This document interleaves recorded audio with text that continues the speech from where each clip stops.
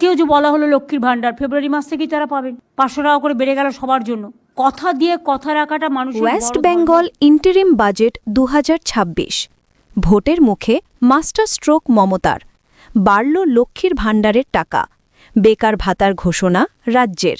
West Bengal interim budget 2026 live. ভোটের মুখে বাড়ল লক্ষ্মীর ভাণ্ডারের টাকা। এদিনের বাজেটে লক্ষ্মীর ভাণ্ডারের টাকা 500 টাকা বাড়ানো হলো। অন্তর্বর্তী বাজেটে বড় ঘোষণা মমতা সরকারের। এখন থেকে জেনারেল ক্যাটাগরির মহিলারা প্রতি মাসে পাবেন 1500 টাকা, এসসি এসটি মহিলারা পাবেন 1700 টাকা।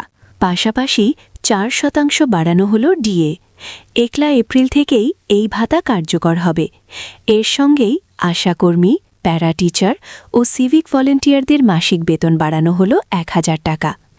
সামনেই বিধানসভা নির্বাচন, তার আগে আজ বিধানসভায় অন্তর্বর্তী বাজেট পেশ করতে চলেছে মমতা সরকার। 2026-27 অর্থবর্ষের বাজেটের পাশাপাশি অর্থমন্ত্রী চন্দ্রিমা ভট্টাচার্য 2025-26 অর্থবর্ষের সাপ্লিমেন্টারি বাজেটও পেশ করবেন। West Bengal weather.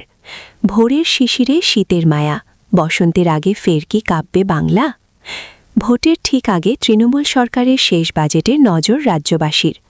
তৃণমূল বিধায়কদের একটি বড় অংশ মনে করছেন বাজেটে লক্ষ্মীর ভাণ্ডার সহ বিভিন্ন জনমুখী প্রকল্পের বরাদ্দ বৃদ্ধি পাবে। এছাড়া নতুন একাধিক কোনো জনমুখী প্রকল্প ঘোষণা করতে পারে মানবিক মুখ্যমন্ত্রী। সরকারি কর্মচারীদের মহার্ঘ ভাতা বা ডিএর ক্ষেত্রে কোনো ঘোষণা হবে কিনা সেদিকেও নজর রয়েছে লক্ষ লক্ষ সরকারি কর্মচারী। পাশাপাশি রাজ্যের রাজস্ব বাবদ আয় কতটা বৃদ্ধি পেয়েছে, ঋণের পরিমাণ সে বিষয়েও ইঙ্গিত থাকবে, বাজেটে থাকবে। বাজেটের পাশাপাশি আজই সুপ্রিম কোর্টের ডিএ মামলার রায় আসার সম্ভাবনা রয়েছে। দার্জিলিং গিয়েও এই স্বর্গ দেখেননি, আফসোস করবেন। পাহাড়ের খাজে লুকিয়ে থাকা এক রূপকথার জগৎ। রাজ্য সরকারের অন্তর্বর্তী বাজেট পেশের আগে মানুষের নজর সবচেয়ে বেশি থাকবে লক্ষ্মীর ভাণ্ডার, ডিএ এবং আশাকর্মীদের বেতনের দিকে। রাজনৈতিক মহলের ধারণা এই মাস্টার স্ট্রোক রাজ্যের মহিলাদের মন জয় করেছিল। এখনও পর্যন্ত 2,41,00,000 মহিলা লক্ষ্মীর ভাণ্ডারে সুবিধা নিচ্ছেন। গত 5 বছরে এই প্রকল্পে খরচ হয়েছে 74,000 কোটি টাকা।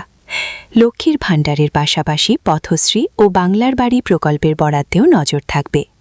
এছাড়া 100 দিনের কাজ বন্ধের পর চালু হওয়া কর্মশ্রী প্রকল্পের বরাদ্দ বৃদ্ধি হবে কিনা সেটিও বাজেটে বিশেষ গুরুত্বপূর্ণ।